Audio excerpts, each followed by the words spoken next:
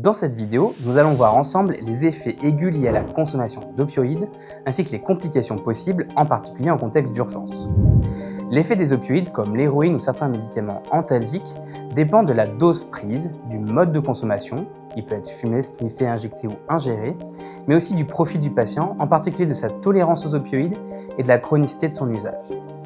L'intoxication aiguë évolue selon plusieurs phases caractéristiques. Tout d'abord, une phase de flash ou rush, sensation d'euphorie intense et immédiate de bien-être et de plaisir qui va apparaître en quelques secondes à quelques minutes. C'est un effet renforçant majeur qui va fortement inciter à renouveler l'expérience.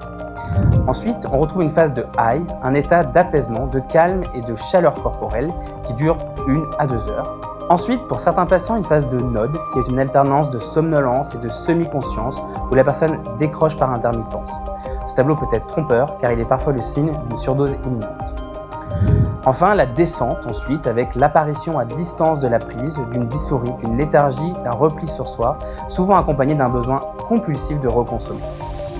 Enfin, et si la personne ne reconsomme pas, un sevrage peut débuter 6 à 12 heures après la dernière prise.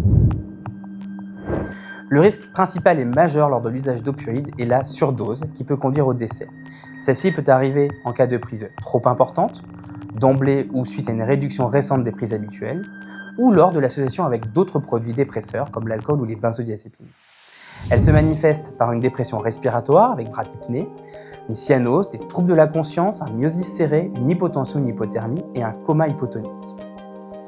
L'administration de naloxone, un antidote spécifique des opioïdes, permet de réverser les effets de la surdose, mais une surveillance prolongée reste impérative. En effet, la durée d'action de la naloxone est souvent plus courte que celle de certains opioïdes, exposant ainsi à un risque de réapparition des symptômes. Cette situation justifie une prise en charge spécialisée urgente, adaptée à la gravité de l'intoxication et au contexte d'usage. L'usage régulier d'opioïdes, illicite ou détourné, expose aussi à de nombreuses complications infectieuses, notamment pour la voie intraveineuse, avec des cellulites, des abcès, des endocardites ou des infections virales.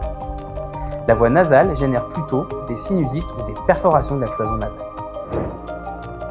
À plus long terme, on pourra également voir apparaître des complications gynécologiques, mais aussi des troubles psychiatriques induits par les prises d'opioïdes ou, fréquemment, des comorbidités psychiatriques ou addictologiques, comme l'addiction à l'alcool, à la cocaïne, aux benzodiazépines, ou des troubles dépressifs ou des symptômes psychotiques. Enfin, il ne faut pas oublier les conséquences sociales qui sont majeures, avec une désinsertion socio-professionnelle, de la délinquance et des ruptures familiales très fréquentes. Aux urgences, le repérage addictologique est essentiel, même en dehors d'un motif de consultation en lien avec l'usage. Il permet d'enclencher un accompagnement, de proposer des stratégies de réduction des risques, notamment la prescription d'un dispositif à base de naloxone, et d'orienter vers une prise en charge spécialisée pour la mise en place d'un traitement si le patient le désire.